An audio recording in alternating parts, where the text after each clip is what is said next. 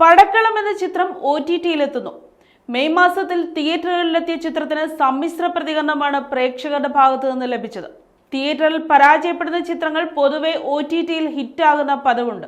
അത്തരത്തിൽ പടക്കളവും ഹിറ്റാകുമെന്ന് പ്രതീക്ഷിക്കാം. കാരണം ചിത്രത്തിന് ചിലർ അഭിപ്രായങ്ങളും പറഞ്ഞിരുന്നു. ജിയോ ഹോട്ട്സ്റ്റാറിലൂടെയാണ് പടക്കളം OTT-യിലെത്തുന്നത്. ജൂൺ 10 മുതൽ സ്ട്രീമിംഗ് തുടങ്ങും. ഒരു ക്യാമ്പസ് പശ്ചാത്തലത്തിലെത്തിയ ചിത്രം സംവിധാനം ചെയ്തത് നവാഗതനായ മനു സുരാജ് ആണ്. ഫ്രൈഡേ ഫിലിം ഹൗസിന്റെ ബാനറിൽ വിജയ് ബാബു ആണ് ചിത്രം നിർമ്മിച്ചത്. ഫ്രൈഡേ ഫിലിം ഹൗസിനൊപ്പം 29 സെപ്റ്റംബർ വർക്സ് എന്ന ബാനറിൽ വിജയ് സുബ്രഹ്മണ്യവും ചിത്രത്തിന്റെ നിർമ്മാണത്തിൽ പങ്കാളിയായി.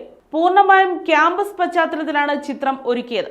അധ്യാപകരും വിദ്യാർത്ഥികളും തമ്മിലുള്ള ബന്ധത്തിന്റെ കഥ പറയുന്ന ചിത്രം ഫൺ ഫാന്റസി ജോണറിലൂടെയാണ് അവതരിപ്പിച്ചിരിക്കുന്നത്. 4000-ഓളം കുട്ടികൾ ചിത്രത്തിൽ അണിനിരന്നിട്ടുണ്ട്. സന്ദീപ് പ്രദീപ്, സാഫ് ബോയ്, അരുൺ അജികുമാർ, അരുൺ പ്രദീപ്, നിരഞ്ജന അനു എന്നിവരാണ് ചിത്രത്തിലെ ക്യാമ്പസ് കഥാപാത്രങ്ങളെ അവതരിപ്പിച്ചത്.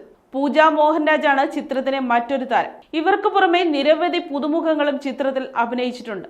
ഫ്രൈഡേ ഫിലിം ഹൗസിന്റെ ബാനറിൽ നിർമ്മിച്ച 22ാമത്തെ ചിത്രമാണിത്. ഫ്രൈഡേ ഫിലിം ഹൗസ് അവതരിപ്പിച്ച പുതുമുഖ സംവിധായകരിൽ 16ാമത്തെ ആളാണ് മനു സ്വരാജ്.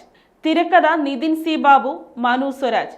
വരികൾ വിനായക് ശശികുമാർ. സംഗീതം രാജേഷ് മുരുകേശൻ.